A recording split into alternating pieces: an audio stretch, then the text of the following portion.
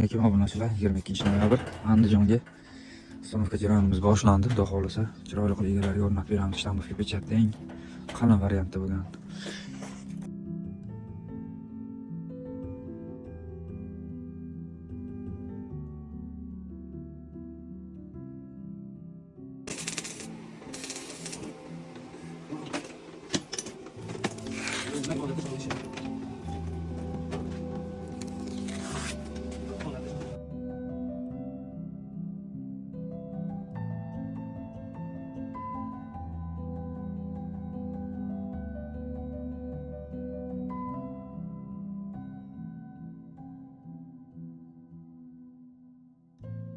Assalomu alaykum, Adim Metal jamoasini kuzatib boruvchilar. 22-noyabr, bo'yiga 360, eniga 2,5 shtampovka pechat darvozamizni eng qalin shu full variantdagi bo'lgan variantini yasab berdik. Xo'p, bu darvozamizga endi ishlatilgan materiallar yondori har doimgidek 8 ga 6, stenkasi 2, tagi 8 ga 4 shibellar, listlarimiz o'sha 1-2, bezak uchun nerjivenka foydalanganmiz, o'sha zolota svetda.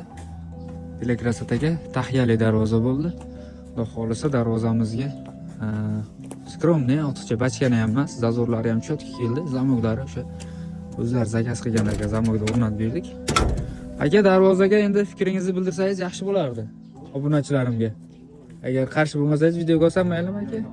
Darvozaga oldiga borib aka. Yoqdimi aka, vaqtida keldimi? Puliga yarasha, rangi ro'yi, boshqasi, materiali, qalin parashligi, zamoglari. Aka, rozi bo'lib qo'yasiz, biz mehnatimizdan rozimiz, rozi bo'lasizlar. So'raganlar bo'lsa, xudo xolasa iloji boricha sifat aka bizda birinchi o'rinda. Nimagaki, mana bunday shu qo'shnilaringiz bor, u yoqda o'rnamagan darvozalar bor ekan. Buni ko'rib zakaz berishsa aka, biz xursand. Bemalol pastdagi nomer, pastdagi profillarga biz bilan bog'lanasizlar. Adim Metal doimo xizmatingizda. Zazorlari ham juda zo'r, tomon ham bizdan keyingi usullar ham qiynalishmaydi. Shu vaqtda ham, boshqada ham, stashkada ham, patologda ham. Darvozamiz shodasi ham, xudo xolisa, rovni 2,5 ga 360 bo'ldi. Darvozamiz orqa tomoni